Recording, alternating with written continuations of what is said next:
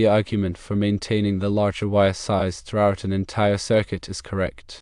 According to the National Electrical Code, the wire size used for a circuit must be based on the maximum amperage draw of the equipment connected to the circuit. The circuit is protected by a 20 amp breaker, therefore the wire size must be rated for at least 20 amps. Using number 14 wire to tap off of the receptacle circuit presents a problem because number 14 wire is only rated for 15 amps. If the ceiling fan or light fixture draws more than 15 amps, the wire could overheat and potentially start a fire. The solution is to use number 12 wire for the entire circuit, including the tap to the ceiling fan or light fixture. This ensures proper circuit protection and prevents wire overheating. There are a few additional considerations to keep in mind. Firstly, if the ceiling fan or light fixture has a separate motor and light, these components must be connected to separate circuits. Secondly, the ceiling fan or light fixture must be properly grounded. Thirdly, a qualified electrician should inspect the circuit before it is used. Let's delve deeper into the specifics of wire gauge and ampacity based on the National Electrical Code. Ampacity refers to the current in amps that a conductor can carry continuously under specific conditions of use without exceeding its temperature rating. Several factors influence a wire's ampacity, including its material, size, insulation type, and the ambient temperature in which it's installed. The NEC provides tables, specifically Table 310.16, which lists the allowable ampacities for insulated conductors rated for not more than 600 volts, typically used in residential wiring. This table is crucial for determining the appropriate wire size for a given circuit breaker size. For example, copper wire with THHN insulation, a common type used in residential wiring, has different ampacities depending on its gauge. Number 14 copper wire with THHN insulation is typically rated for 15 amps, number 12 for 20 amps, and number 10 for 30 amps, under normal conditions. The NEC specifies that the overcurrent protection device, such as a circuit breaker, must protect the conductor. This means the breaker's amperage rating should not exceed the wire's ampacity. Using a 20 amp breaker on a circuit wired with number 14 wire violates this principle, as the breaker would not trip until the current exceeds 20 amps, potentially overloading and overheating the number 14 wire, which is only rated for 15 amps. When dealing with electrical circuits, it is crucial to understand the concept of voltage drop. Voltage drop is the decrease in voltage along a conductor due to the impedance of the wire. Excessive voltage drop can cause appliances to function improperly, lights to dim, and motors to overheat. The NEC recommends limiting voltage drop to no more than 3% for branch circuits and 5% for feeders. The longer the wire run and the higher the current, the greater the voltage drop. Using a larger wire gauge can reduce voltage drop because larger wires have lower resistance. To calculate voltage drop, you can use Ohm's law and the wire's resistance per foot, which can be found in NEC Chapter 9, Table 8. For example, if you have a long run of number 14 wire carrying a significant amount of current, you might experience an acceptable voltage drop, even if the current is within the wire's ampacity. In such cases, upgrading to number 12 wire, or even number 10 wire, can mitigate the voltage drop and improve the circuit's performance. When installing electrical wiring, you must consider dirting factors.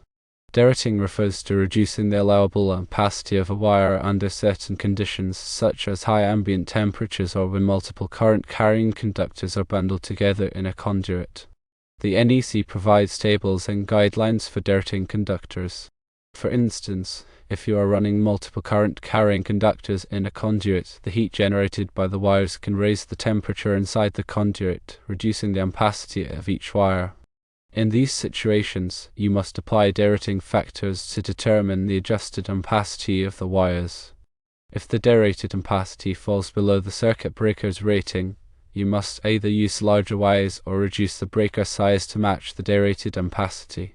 Another crucial aspect of electrical safety is proper grounding. Grounding provides a low resistance path for fault current to return to the source, allowing the circuit breaker to trip and de-energize the circuit in the event of a ground fault. All electrical circuits must have a grounding conductor, typically a bare or green insulated wire, that connects the metal enclosures of equipment and appliances to the grounding electrode system. The grounding electrode system consists of a grounding electrode, such as a ground rod or metal water pipe, connected to the earth. Proper grounding is essential for preventing electrical shock hazards and ensuring the safe operation of electrical equipment. When working with electrical circuits, it's important to understand the different types of circuits commonly found in residential wiring. Branch circuits are the circuits that extend from the panel board to the various outlets, lights, and appliances throughout the house. There are several types of branch circuits, including general-purpose circuits, appliance circuits, and individual circuits. General-purpose circuits typically serve multiple outlets and lights and are usually wired with number 14 or number 12 wire and protected by 15 amp or 20 amp breakers, respectively. Appliance circuits serve specific appliances, such as kitchen appliances or laundry equipment, and are usually wired with number 12 wire and protected by 20 amp breakers. Individual circuits serve only one appliance, such as a water heater or air conditioner, and are wired with the appropriate wire size and breaker size for the appliance's load. Understanding the different types of circuits and their specific requirements is essential for safe and effective wiring practices. When installing electrical receptacles, it is important to choose the correct type of receptacle for the application. There are several types of receptacles, including standard duplex receptacles, ground fault circuit interrupter receptacles, and arc fault circuit interrupter receptacles. Standard duplex receptacles are the most common type and are used for general-purpose applications. Ground fault circuit interrupter receptacles are required in locations where there is a risk of electrical shock, such as bathrooms, kitchens, and outdoor areas. Arc fault circuit interrupter receptacles are designed to detect and interrupt arc faults, which can cause fires. A side protection is often required for bedroom circuits and other areas where there is a higher risk of fire. Selecting the appropriate type of receptacle for each application is crucial for ensuring electrical safety and preventing hazards. Electrical boxes are an essential component of any wiring system. They provide a safe enclosure for electrical connections and protect the wires from damage. There are several types of electrical boxes, including metal boxes, plastic boxes, and surface mount boxes. Metal boxes are typically used for exposed wiring or in areas where there is a risk of physical damage. Plastic boxes are lightweight and easy to install and are commonly used for concealed wiring. Surface mount boxes are used when it is not possible to recess the box into the wall or ceiling. The NEC specifies the minimum size of electrical boxes based on the number and size of conductors they contain. Overfilling an electrical box can cause overheating and create a fire hazard. Selecting the appropriate size and type of electrical box is crucial for safe and compliant wiring practices. When making wire connections, it is essential to use approved methods and materials. Wire connectors, such as wire nuts or terminal strips, are used to join two or more wires together. These connectors must be listed and labeled for the specific wire sizes and types being used. It is important to tighten the connectors securely to ensure a reliable electrical connection. Improper wire connections can cause overheating, arcing, and even fires. Soldering is generally not recommended for making wire connections in residential wiring, as it can create a brittle connection that is prone to failure. Always follow the manufacturer's instructions and the NEC requirements when making wire connections. Electrical conduit is a protective tubing used to enclose and protect electrical wiring.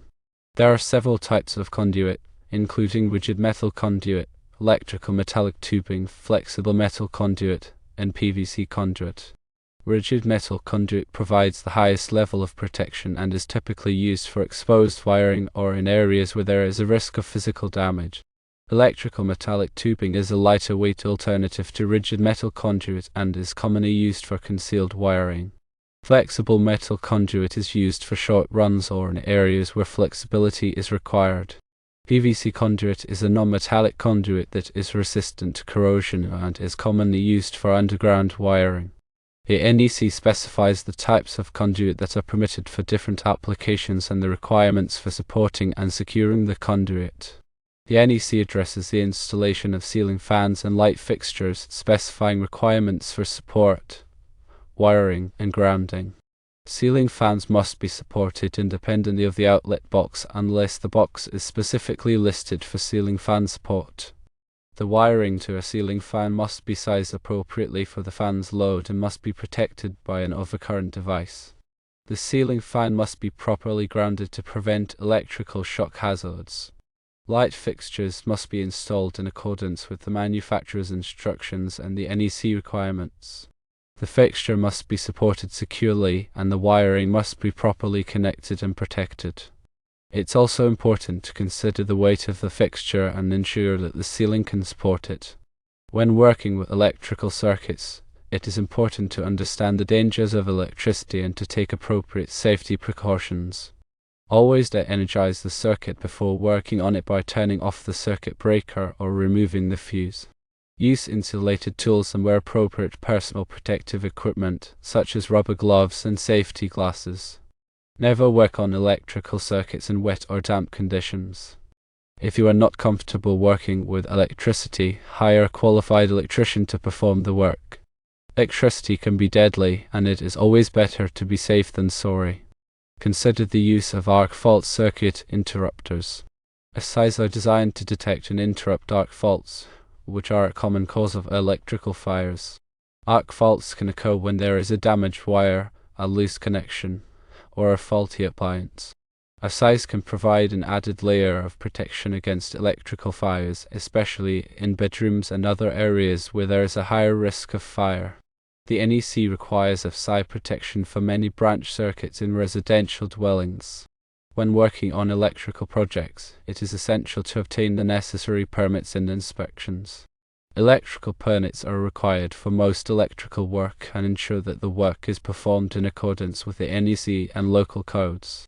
Electrical inspections are conducted by qualified inspectors to verify that the work meets the code requirements and is safe.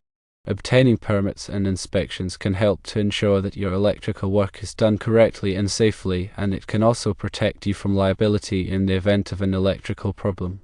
Remember to consult the latest edition of the NEC and local codes for specific requirements and regulations. Electrical codes are constantly evolving, and it is important to stay up to date on the latest changes. The NEC is updated every 3 years, and local codes may be amended or updated more frequently. Consulting with a qualified electrician can also help you to ensure that your electrical work is compliant with the latest codes and regulations.